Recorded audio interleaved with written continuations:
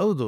Even ಜಿಲ್ಲಾ ಮಟ್ಟದಲ್ಲೂ ಕೂಡ 1,00,000 ಜನ, 2,00,000 ಜನ ಸೇರಿ ಸಮಾವೇಶಗಳು ಮಾಡಿರುವಂಥ ಜಿಲ್ಲಾ ಮಟ್ಟದ ಸಮಾವೇಶಗಳು ಇವೆ. ಕಾರಣ ಆವಾಗೇನಾದ್ರು ಒಪ್ಕೊಂಡ್ಬಿಟ್ಟಿದ್ರೆ ಚುನಾವಣೆಗೆ ಹೋಗಬೇಕು ಅಂತ 83ರಲ್ಲಿ ಜನತಾ ಪಕ್ಷ ಅನ್ನೋದು ಅಧಿಕಾರಕ್ಕೆ ಬರ್ತಿರ್ಲಿಲ್ಲ. ರೈತ ಸಂಘದ ಅಭ್ಯರ್ಥಿಗಳು ಅಲ್ಲಿ ಆಗಿರ್ತಿದ್ರು. ಆವಾಗ ನಾವು ಚುನಾವಣೆಗೆ ಹೋಗೋದು ಬೇಡ, ಒಂದು ಸಂಘಟನೆಯಾಗಿ ಉಳಿಯೋಣ ಅನ್ನೋ ಒಂದು ತೀರ್ಮಾನ ತೆಗೆದುಕೊಂಡಿದ್ದರಿಂದ ಆ ಒಂದು ವೇವ್ ಕಮ್ಮಿ ಆಯಿತು. 1989ನಲ್ಲಿ ಪ್ರೊಫೆಸರ್ ನಂಜುಂಡಸ್ವಾಮಿಯವರು ಲೇಟ್ ಡಿಸಿಷನ್ ತೊಗೊಂಡಿದ್ದು. 83ನಲ್ಲಿ ಏನು ಹೆಗಡೆ ಅವರು ಬಂದರು, ಅವರು ರೈತರ ಸಾಲ ಮನ್ನಾ ಮಾಡ್ತೀವಿ ಅಂತಂದರು. ಆದರೆ ಅಧಿಕಾರಕ್ಕೆ ಬಂದ ಮೇಲೆ ಅವ್ರು ರೈತರ ಸಾಲ ಮನ್ನಾ ಮಾಡಲ್ಲ, ಸುಸ್ತಿ ಬಡ್ಡಿ ಮನ್ನಾ ಮಾಡ್ತೀವಿ ಅಂತ ಬದಲಾವಣೆ ಮಾಡಿದ್ರು.